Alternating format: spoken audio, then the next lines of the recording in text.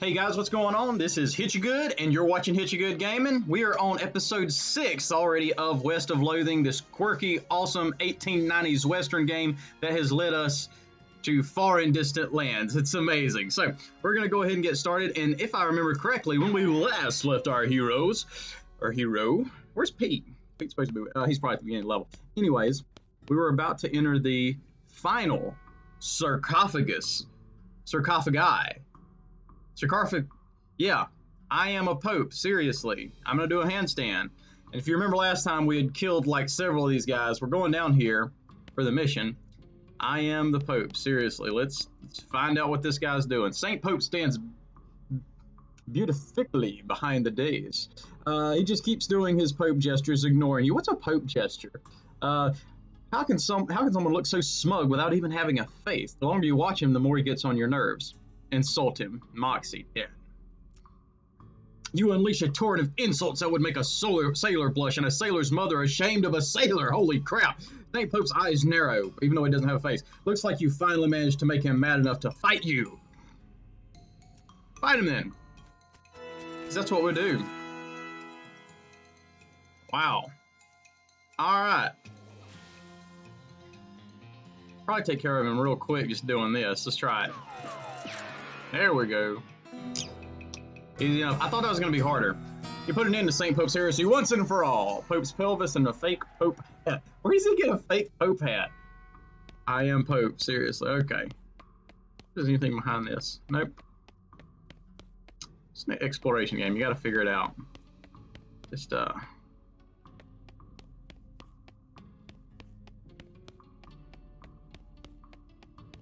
there's that.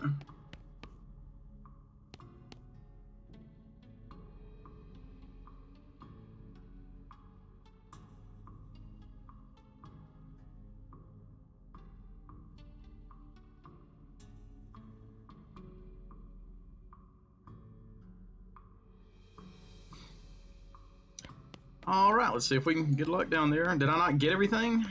Oop, I didn't want to go that way. Come on. Gotta go up here. Thank you for trying to recover our relics. Please be careful. I saw an empty coffin just inside the catacomb door.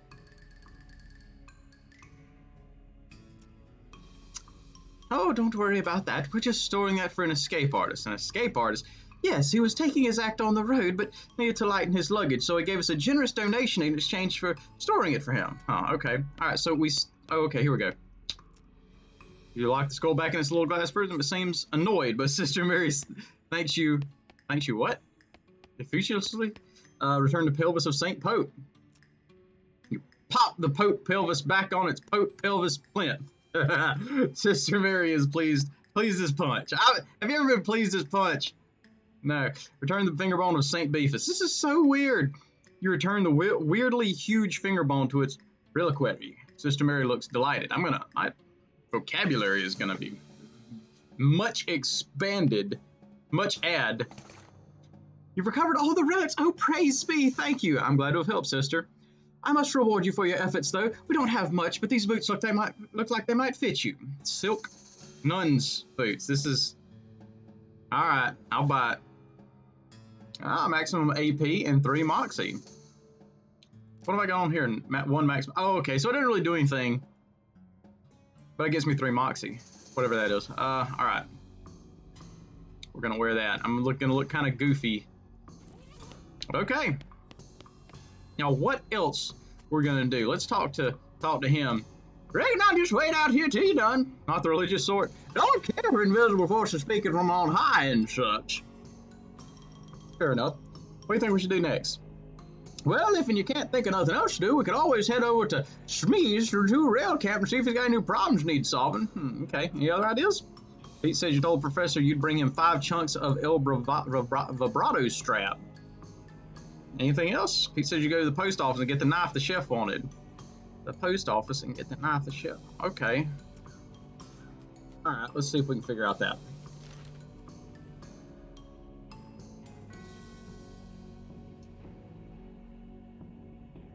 Was that in Dirtwater? I think it was. I love these horseshoe prints. It's great.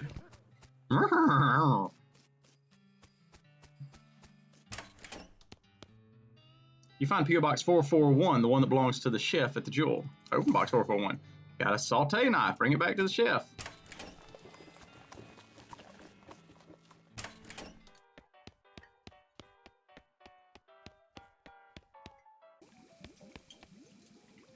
Hey, you got my knife? Yep, here you go. Excellent. This will work a lot better than that hammer I was using. Oh my god. Okay, I'll need one more favor from you, but it's the most important. I used to have this recipe for a very secret jerk sauce, but my jerk friend David J stole it from me, and then he died and took the secret to his grave. Literally, I mean, he was buried with it. You want me to go dig up his grave? He's dead. He won't mind. Oh, okay. Wait, we've done weirder stuff out here. All right, so we got to find a grave. That's what we got to do next. Let's see. Where is a grave? The Dave yard. There we go. All right. Yeah, because his name's Dave, isn't it? Ha! Oh.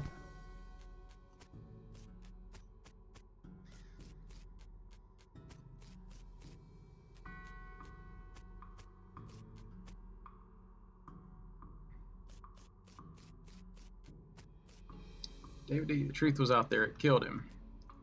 Murdered by a fellow named Dave G. Now, where? I'm confused now.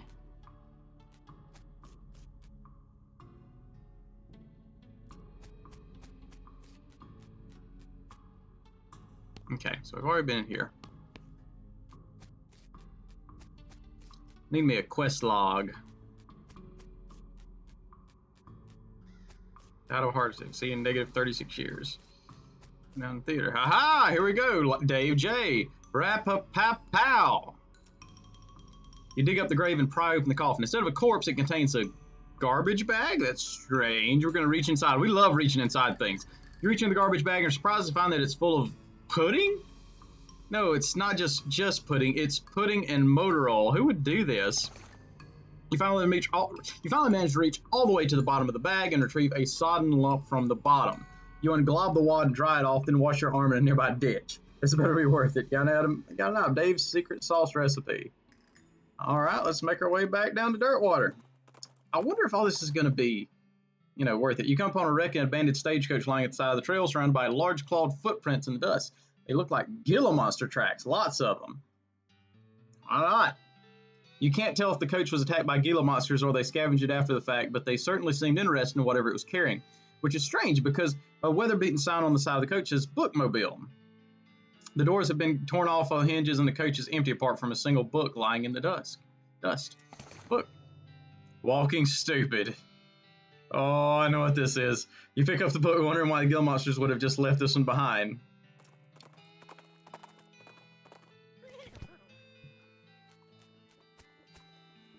Alright guys, it's time. I've been wanting to do this anyways. I want to walk stupid. Unlike stupid walking is an option. This book tells the tale of a renegade sheriff who is really, really bad at walking. You accidentally drop the book and then ruin it by stepping on it 30 times while you're trying to pick it up. Oops. Alright, here we go. Yeah, here we go. Yeehaw, ride a cowboy.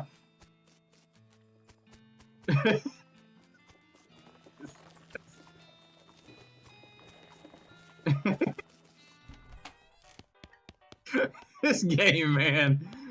Oh. Got the recipe yet? Well, my jerk friend Dave J took to his grave? Yeah, I got it.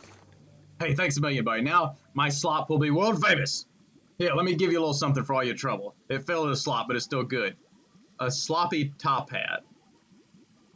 All a day's work. What have I got? All right, 3 Moxie. I think... I like the 2 armor. Yeah, I think I'm going to keep that. 1 Moxie. That's 2 armor and 2 Moxie. Oh no, it's so sacrilegious.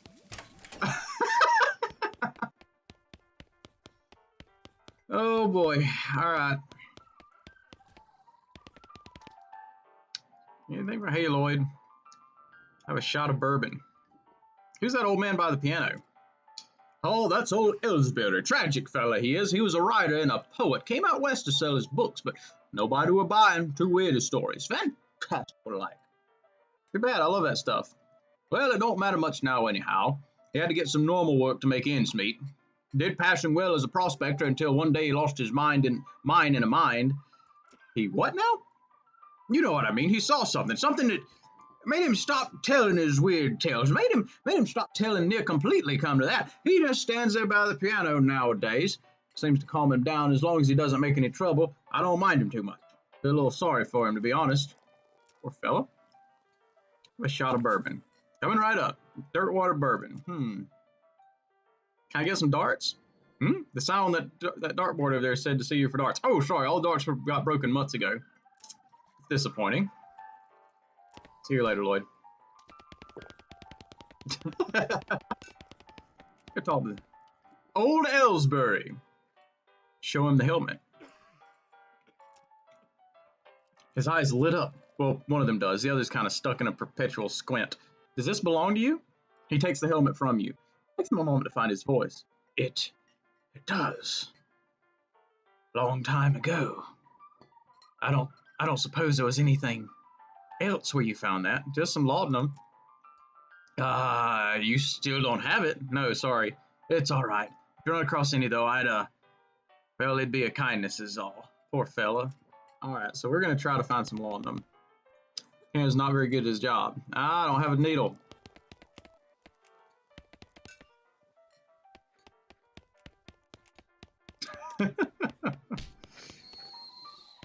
All right. I wonder if there's anything in my guest room that's changed. I don't think so.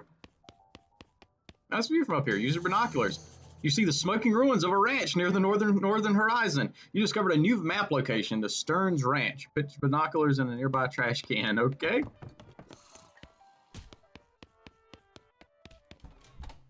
All right. What else do I have in here? I got Dirtwater bourbon. All right, we'll drink that. You can't drink that because you're already drunk. Lever up your glamour to increase your tolerance. Okay, all right. That's what you say. St. Beef's legs were so big he had to sit in 2 chairs at a time. 2 muscle and 10 maximum HP.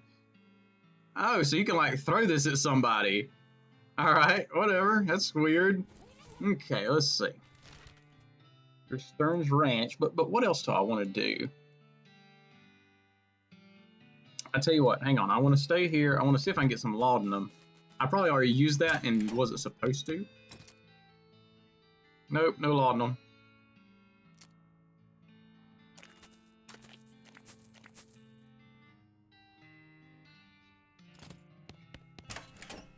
All right, let's see. Let's go to this ranch.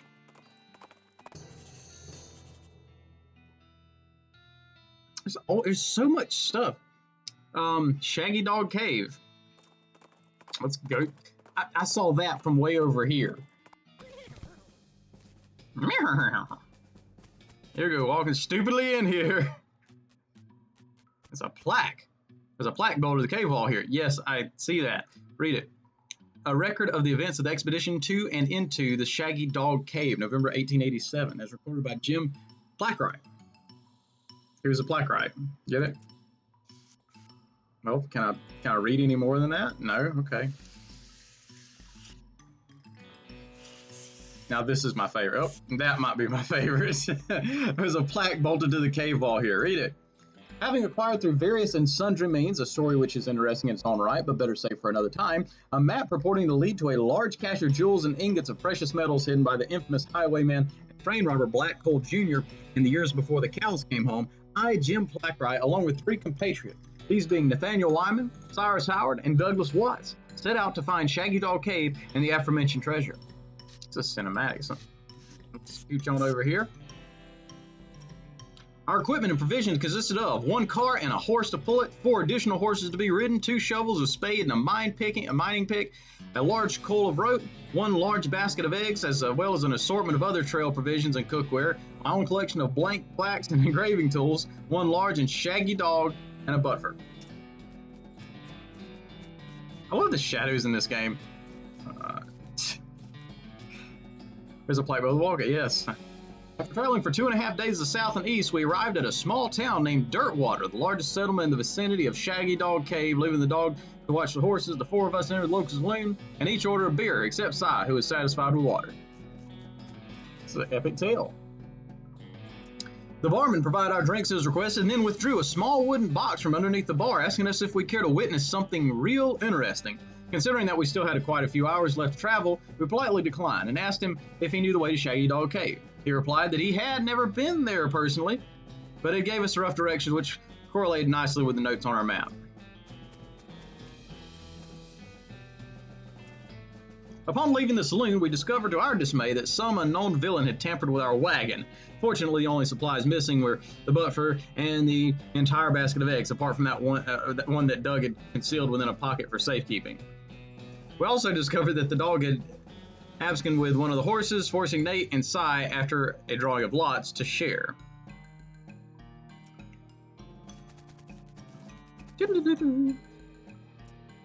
After acquiring a barrel of fresh water for the trip, as well as a replacement buffer, we headed out into the open desert. I hope I'm saying that right. I look like an idiot on national internet here. The sun shone down mercilessly upon us, though we took small solace in the fact that it would have been far more intolerable had we made this expedition during the summer months rather than November. In order to pass the time on the trip and resist becoming dazed from the heat and susceptible to desert mirages, we exchanged stories of our youth. I will not be retelling here for reasons of length. Is that the whole cave is this? However, I will relate to you three odd occurrences that happened to us during our trek through the desert. The first was 2 or 3 hours out of dirt water when Nate noticed a glint of sunlight upon a metallic object partially buried in the sand. This was revealed to be a brass oil lamp of foreign design and manufacture, which fortuitously still contained a quantity of oil. I wonder if it was one of them alien things. Deciding this might come in handy, we stashed it in the wagon with our other tools.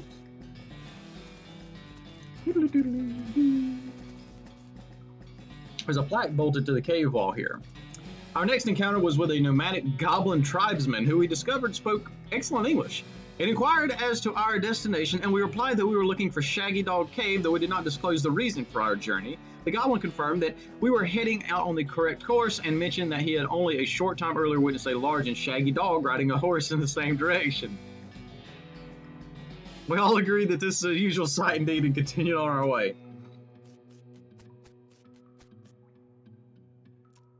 Sometime later, we encountered a large adobe hut occupied by 2 identical-seeming old men with wild hair and long white beards. They invited us to take shelter from the heat, which we gratefully accepted, and introduced themselves as hermits. This struck me as peculiar, given that there were 2 of them, but I felt it would be rude to question them on that point. One of the hermits confirmed that we were near Shaggy Dog Cave, and the other hermit confirmed what his brother said was true. They also commented that they had seen a large and shaggy dog riding a horse in that direction. We all agreed that this was an unusual sight indeed. The hermits refreshed our water supply in exchange for our buffer, and we continued on our way, excited to finally be nearing our goal. Oh yeah, let's give it that.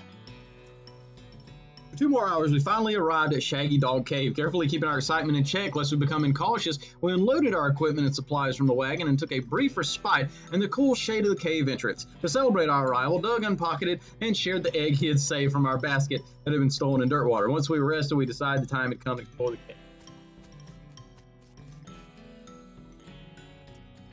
Discovering that we had neglected to pack torches, lanterns, or any other light source with which to illuminate the cave, we declared that it was indeed fortuitous that Nate had discovered that antique oil lamp during our travels. You would think this is something you would pack with you. He gave the brass a quick shine and then lit the wick, and we were relieved to discover that it lit easily and provided a very adequate amount of light.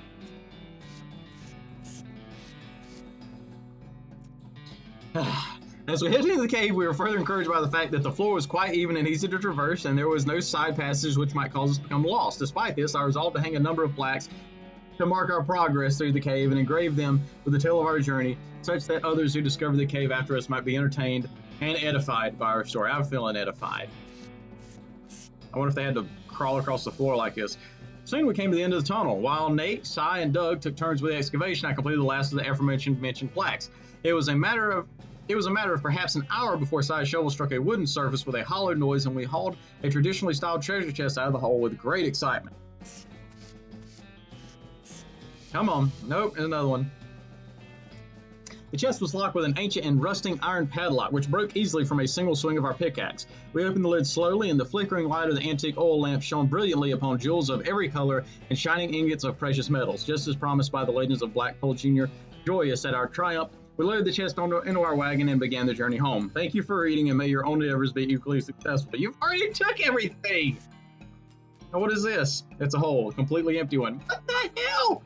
Why? If I ever find Jim Plaque, I'm gonna beat his ass. Even if I have to walk all this way like this in order to find him. The jerk.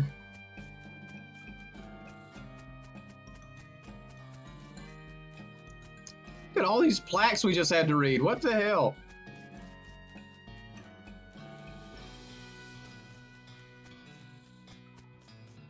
Let's change it up.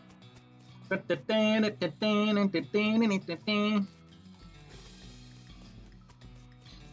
I'll read all these plaques.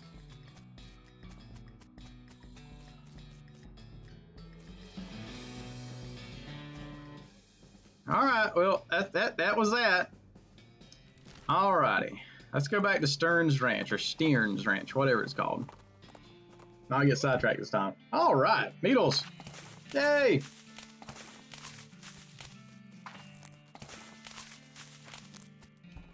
Oh, hang on. I was gonna see if I could do anything with that. Whee! Whee!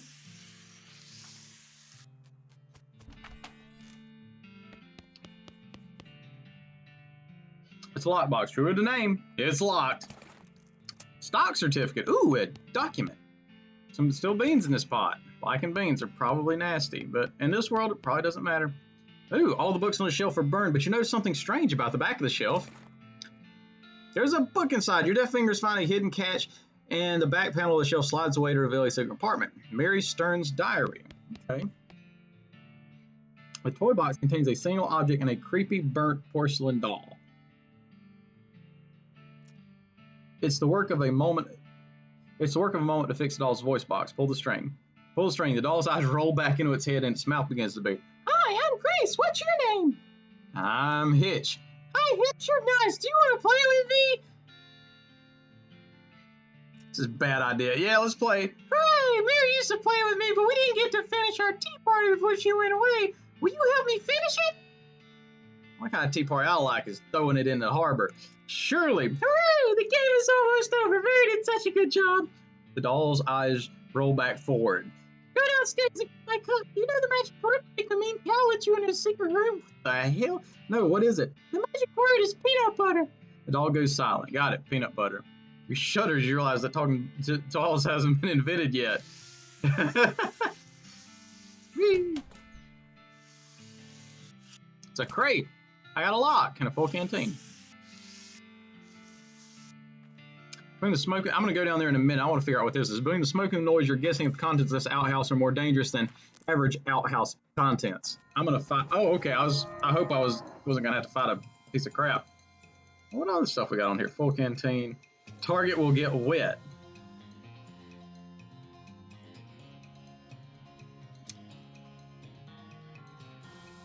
I'm going to see what it does. The target was... Goodness gracious. I was going to try to get the cow, not me. By the soft light of the fading image, you see a glint of light from below. You hold your nose with one hand as you fish out your prize with the other. You got a toilet pistol. Deals stench damage instead of physical. It's got 3 to 4 damage. I don't know about this. Flower is smoking. Look at smoking chrysanthemum. Looks like Jethro's bones were dug up by some varmint or another. Charred locket.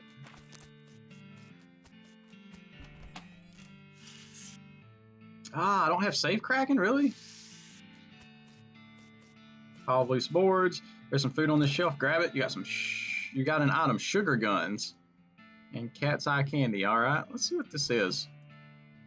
Push your range damage by 3 for the rest of the day. My spleen's full. Goodness gracious. I hate having a full spleen. It's a weird cow-shaped stain on the wall.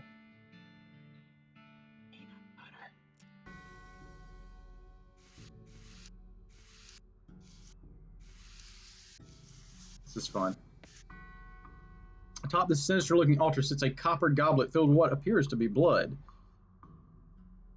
I want to destroy it or take it, but I kind of think destroying it would, like, there's a prerequisite to be able to do that.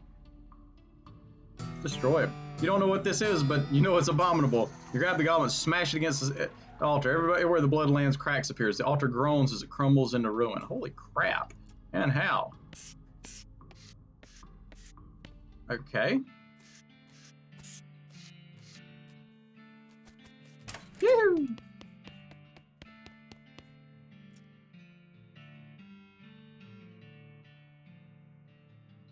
Oh no. You'll live to regret this, hee hee! Her mouth snaps shut and her eyelids close. Well, that's only a little bit ominous. Grace isn't speaking to you anymore. Good riddance.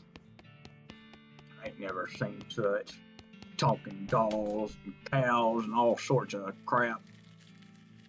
Alright, that was weird. Definitely weird. If you can't think of nothing else to do, we could always head over to Strante's New Rail. Alright, any other ideas? Deal with the stripy hat gang over in Cavern Canyon. Go to Cavern Canyon. Yeah, we still haven't got them.